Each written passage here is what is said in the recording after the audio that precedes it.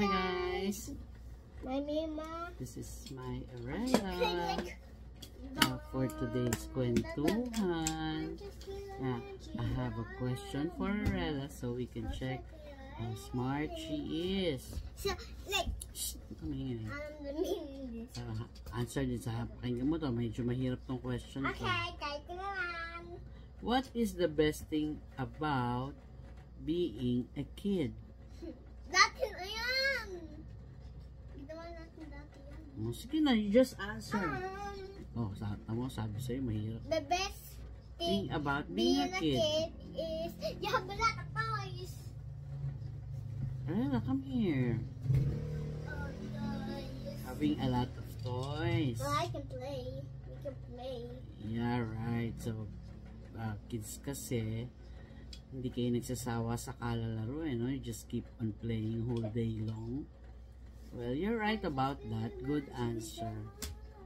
And, what else aside from that?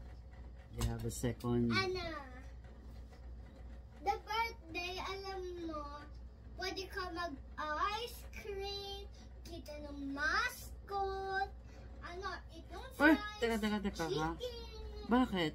Adults also can attend a party. Yes, they will. Hindi lang naman kids ang They can nakaka-attend. attend the party naman, but they watch their kids. But the kids have more fun. Yeah, I got your point. Oo nga naman, sila yung more fun kapag may mga birthday parties. Samantalang kaming mga adults, we just watch you, no? Tama naman, may point naman. Sila yung walang tigil ng kalalaro. Ay, teka lang ha. Ano yung ano ko eh? Wala sa ano.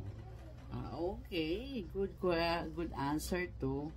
Yeah, is there anything else? Anything nice about being kids? You try to think of other things pa. Going to school. Yeah, it's nice Because also. minsan mga school, pwede kayo mag-playground for 30 minutes. Di pwede kayo mag-play like Bakit naman play yung nasa isip mo? That's why kids go to school, because you need to learn.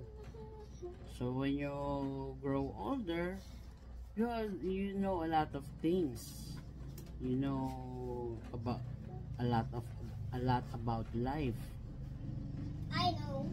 Kaya nga. Give me a question that is very hard of life. Give me. I will say it to them. Look how smart am I. Tell it. So you like, as a kid, you like going to school. Mima. Teka lang, you like going to school. Yes. Mima. So what do you do in school ba? Study. Study. Mima, may Very sasabi. good. May sasabi. Learn. Do you want to learn about many things? Yes. So, Mima, may sasabi ako. I will show them how smart am I. So, Mima, give me the hardest question and I will say it to you. And you will answer me. Yes. Sige, I'll check on that in our next videos. I will look Ayun na, for Mima. So, hard question. Wala. I need to search pa. This is only for our video. Well, okay naman lahat yung answers mo sa akin. That's a good answer. Thank you for answering it. Ayan. Sana may natutunan kayo ngayon sa aming video. Thank you for watching. Bye. God bless.